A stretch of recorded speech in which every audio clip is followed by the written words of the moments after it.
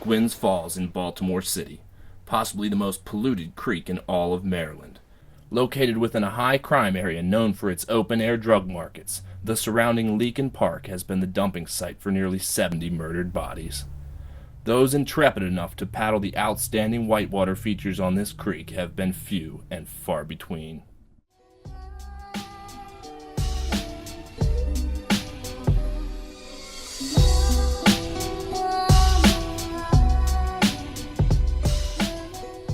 The reason I wanted to run Gwynns Falls was because it's so close to home. I've never done it before.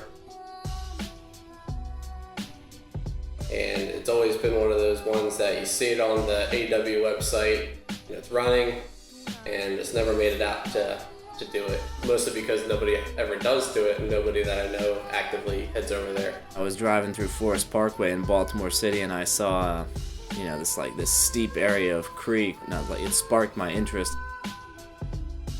I thought, oh, that looks like a whitewater creek, and I'm sure if it had some more water in it, has a nice grade, it would probably be a lot of fun. Well, what made me want to run Gwynns Falls is Thomas just called me up and was like, dude, let's go do it. Sent me some pictures, and it's like 12:30 in the afternoon, so just decided to go on a mission, get it done. When we first put on to Gwynns Falls, the eddies were just full of trash, trash hanging up in the trees and everything. It was almost like kayaking in some kind of post-apocalyptic wasteland. There was garbage swirling around in the eddies, the water was brown, there was trash plastered into the trees along with articles of clothing 15 feet up in the branches.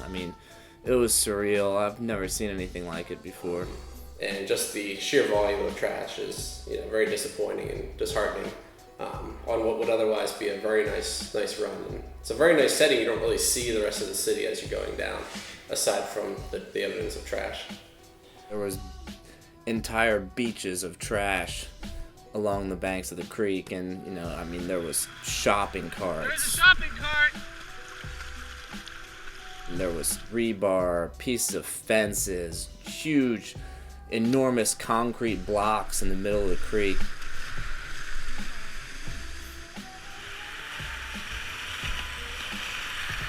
Oh, what the f*** is that? Come down, I'm looking at it, and there's a big manhole, sewage thing, and then off to the left there was a big concrete slab that had rebar sticking out of it and everything, and I was like, I was kind of at the beginning, quarter of the way through, and I was like, God, what the hell are we getting ourselves into, man?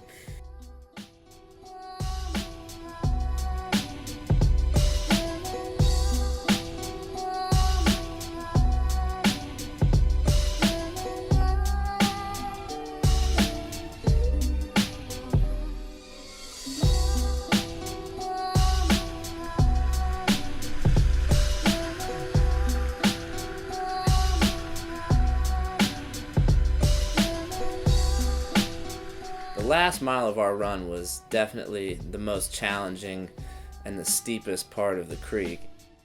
Gwynns Falls proper is what we were calling it. From there down, especially the next, 3 drops were excellent. Way better than I thought I was going to see out there at all.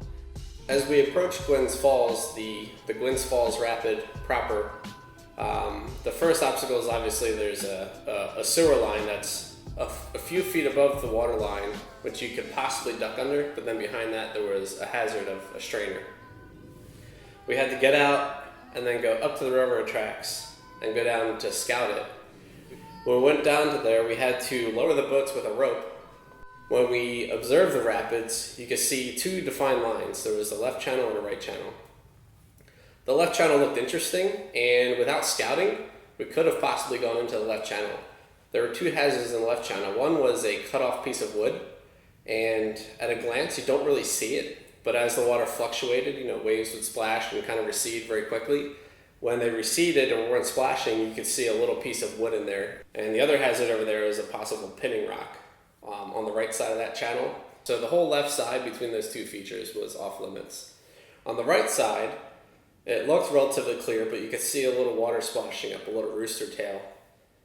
When we walked around to look at that, you could see that there was water pouring over the ledge, and then there was another rock, the water splashing on. The other rock was angled a little bit away from the hole, so if you went onto that rock sideways or even head on, you would probably get wedged into a crack between the pour over and that rock, causing the water to splash up.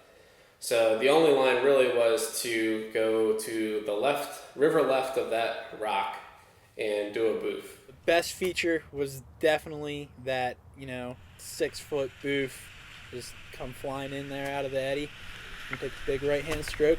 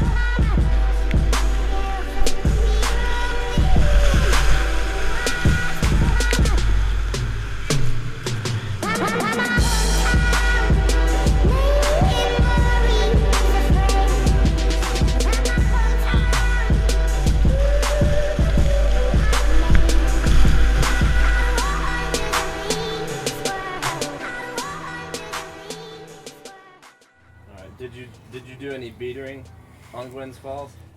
Yeah, right at the end, coming underneath a bridge, and I was like, I saw these these pipes laying across the river, and I was like, oh, well, I'm gonna go left, and started to go left, had my boat completely turned sideways and broached on a rock, like completely stuck. I was like yelling at Nick and Thomas to come save my ass because I didn't think I was gonna be able to get off of it, but I still managed not to flip over.